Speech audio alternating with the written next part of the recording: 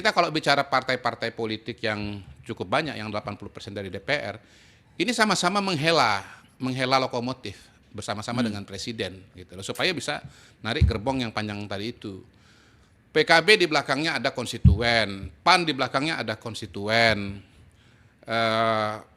Golkar ada konstituen di belakangnya. Kalau misalnya partai-partai ini tidak mendukung, kan begini, kita ini punya yang namanya sistem demokrasi itu ada eksekutif, ada legislatif, ada yudikatif. Yes. Gitu loh. Jadi kalau tidak dapat dukungan dari legislatif, maka kebijakan publik itu nggak bisa berjalan. APBN itu kan bagian dari tugasnya harus disetujui oleh DPR. Legislasi harus disetujui oleh DPR. Kalau nggak disetujui, lumpuh tadi itu. Jadi saya mau bilang, kalau kita bicara pemerintahan, ini momentumnya mumpung masih 1 tahun ya. Nah kita nanti bicara ke depan.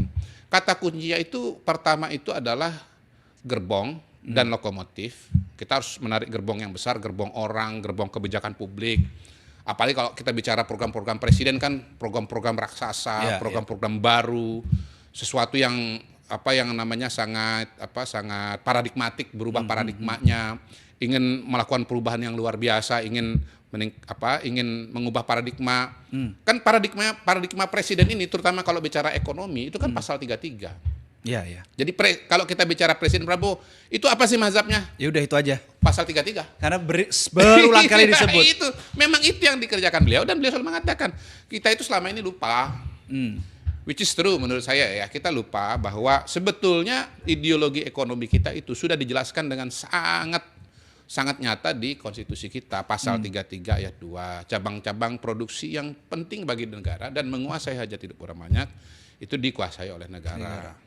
Bumi, air, dan kekayaan alam yang terkandung di dalamnya dikuasai oleh negara dan digunakan sebesar-besar untuk kemakmuran rakyat. Begitu. Jadi, logika berikutnya dari pasal-pasal ini adalah ternyata kita kalau kembali kepada pasal-pasal ini, maka Indonesia ini seperti kata Presiden sangat-sangat kaya. Masalahnya kekayaan itu selama ini tidak dikuasai oleh negara dan hasilnya nggak masuk ke negara, nggak masuk ke pemerintah. Selama ini dikuasai siapa, masuk ke siapa? Nah, itu dia, dikuasai oleh para serakah nomik itu.